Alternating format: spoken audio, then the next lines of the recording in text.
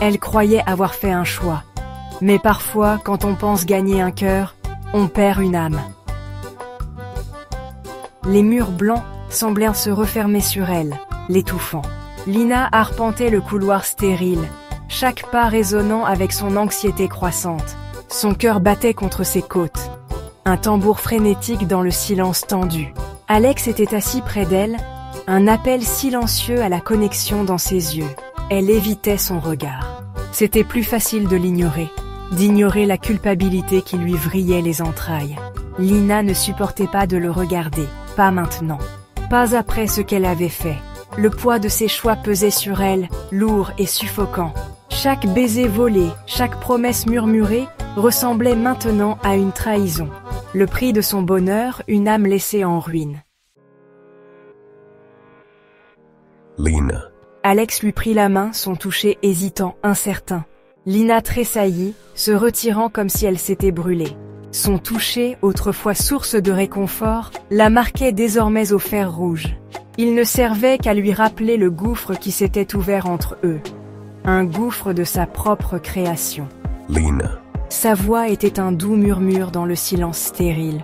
Elle n'avait pas besoin d'entendre les mots pour en connaître l'intention. Réconfort, apaisement, des promesses vides qui ne calmaient en rien la tempête qui faisait rage en elle. Sa présence, autrefois un refuge, lui semblait maintenant étouffante. Alex, avec son amour et sa compréhension indéfectible, était devenu le symbole de ses propres échecs. Une échappatoire, oui, mais pas un sanctuaire. Plus maintenant. Ils avaient en fait tout leur possible. Une infirmière, le visage marqué par la fatigue et une tristesse qui reflétait celle de Lina, s'approcha d'eux. Lina retint son souffle. Les mots flottaient dans l'air, lourds de finalité. Tout leur possible. Ce n'était pas suffisant. Ça ne le serait jamais. La culpabilité, qui n'avait été qu'une douleur sourde, s'est transformée en une douleur brûlante, la consumant. Ses pensées s'emballaient. Des images vacillaient derrière ses paupières closes. Des moments volés avec Alex, son toucher allumant un feu dans son âme. Le souvenir de Thomas, ses yeux remplis d'un amour qu'elle, aveuglée par ses propres désirs, n'avait pas vu. Pourquoi ? La question résonnait dans les chambres creuses de son cœur. Pourquoi avait-elle été si égoïste ? Pourquoi avait-elle poursuivi une passion fugace, sacrifiant un amour qui avait été constant et véritable ? Elle avait choisi la liberté, du moins c'est ce qu'elle s'était dit. Mais à quel prix ? Le prix de sa libération était gravé sur le visage fatigué de l'infirmière, dans le silence stérile du couloir. Le prix de sa liberté était une victoire vide, une victoire à la Pyrrhus. L'enterrement était un flou de visages sombres et de chuchotements feutrés. Je me tenais à l'écart de la foule, une figure solitaire au milieu d'une mer de chagrin. J'observais la famille de Thomas, le visage marqué par la douleur, se réconforter mutuellement. J'ai voulu tendre la main, offrir des paroles de réconfort, mais les mots sont morts dans ma gorge. Leur chagrin était palpable, un lourd manteau qui enveloppait les personnes en deuil. Je sentais le poids de leur tristesse, leurs accusations silencieuses, peser sur moi. J'étais une étrangère, une intruse dans leur deuil partagé. J'avais aimé Thomas autrefois, me suis-je rappelé. Mais mon amour n'était qu'une pâle imitation de la dévotion farouche que je voyais reflétée dans les yeux de sa famille. Leur amour avait été une présence constante et indéfectible dans sa vie. Le mien avait été une bougie vacillante, facilement éteinte par les vents du changement. Un souvenir a refait surface, non sollicité mais pas importun. Thomas, sa main serrée autour de la mienne, ses yeux brillants d'amour. Je t'aime, Lina, et je sais qu'un jour, tu m'aimeras aussi. Le souvenir, autrefois source de réconfort, me brûlait maintenant comme un fer rouge. Son amour, donné librement, avait été accueilli avec hésitation, avec doute. J'avais tenu son cœur entre mes mains et l'avais trouvé insuffisant, trop concentré sur l'amour fantôme que je cherchais chez Alex.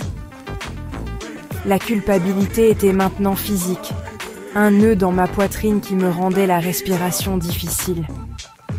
J'avais été aimée, vraiment aimée, et je l'avais rejeté.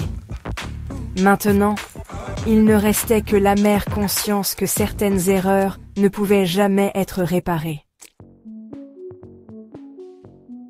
L'appartement d'Alex, autrefois un havre de rêves partagés et de baisers volés, me semblait maintenant suffocant.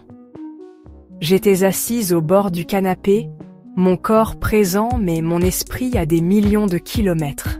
Ça va? La question, si simple, semblait impossible à répondre. Comment pourrais-je expliquer le vide qui rongeait mon âme? Comment pourrais-je exprimer la profondeur de mes regrets? Il a tendu la main vers moi, mais je me suis reculée. Son toucher, autrefois source de réconfort, me semblait maintenant une intrusion. Le gouffre entre nous, autrefois une fissure capillaire, s'était élargi en un abîme infranchissable. Ne fais pas comme si cela n'avait pas tout changé, parce que ça avait tout changé. Cette réalité était suspendue entre nous, lourde et incontournable. Alex se tut, son visage un masque de douleur et de confusion. Il ne comprenait pas. Il ne pouvait pas comprendre. Il n'avait pas été dans ce couloir stérile, n'avait pas senti le poids de ses regards accusateurs. Il n'avait pas vu l'amour dans les yeux de Thomas, un amour que moi, aveuglé par mes propres désirs, n'avais pas reconnu. C'est fini, Alex. C'est fini avant même d'avoir commencé.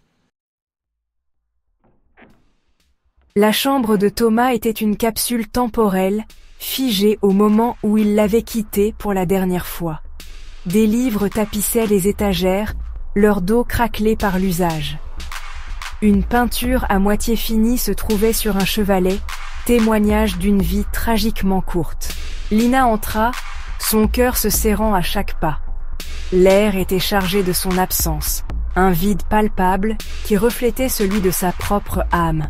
Elle passa ses doigts le long des dos de ses livres, chaque titre un murmure de la vie qu'ils auraient pu partager. Submergée par le chagrin et les remords, elle s'effondra sur le sol, ses sanglots résonnant dans le silence.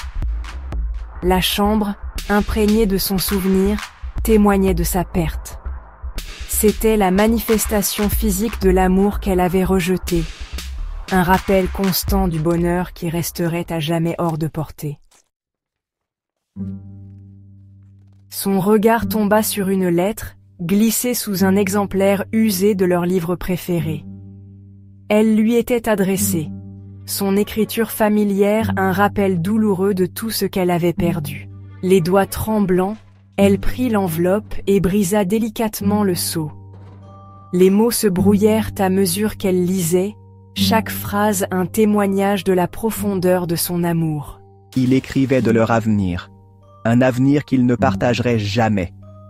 Il parlait de ses rêves, de ses espoirs, de sa foi inébranlable en leur amour. Ces mots, remplis d'un amour si pur et si vrai, étaient comme du sel sur une plaie ouverte. Ils étaient le témoignage de son aveuglement, de son égoïsme. En son absence, elle vit enfin la profondeur de son amour, la beauté de la vie qu'ils auraient pu construire ensemble. Lina se tenait sur le balcon, les lumières de la ville scintillant en dessous comme un million d'étoiles tombées. Elle avait sa liberté, la liberté dont elle avait tant rêvé. Mais elle avait un goût de cendre dans la bouche.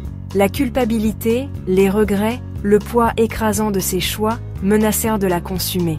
La ville s'étendait devant elle, une vaste étendue de possibilités. Mais tout ce qu'elle voyait, c'était le vide dans son propre cœur. La liberté qu'elle avait si désespérément recherchée ressemblait à une cage dorée de sa propre fabrication. Le vrai châtiment, réalisa-t-elle, n'était pas la culpabilité ou les regrets. C'était le vide. Le gouffre béant où l'amour de Thomas avait autrefois résidé. C'était la conscience d'avoir échangé un amour réel, un amour véritable, contre une passion fugace qui l'avait laissé vide et brisé. Le silence de la nuit n'était rompu que par le son de sa respiration saccadée. Au loin, une sirène hurlait, un son plaintif qui faisait écho aux cris de son propre cœur. Elle était seule, vraiment seule. Et la liberté qu'elle avait si désespérément recherchée n'avait jamais autant ressemblé à une prison. Elle regarde le ciel, les mains posées sur ses genoux. Rien. Pas d'avenir, pas de projet. Juste le poids du vide. Elle croyait avoir tout entre ses mains, mais au final, il ne restait que le vide. Et parfois, vivre avec ça, c'est la vraie punition. Rendez-vous dimanche prochain pour l'épisode final, épisode 5, le silence éternel. Abonne-toi maintenant. La fin ne laisse personne indemne.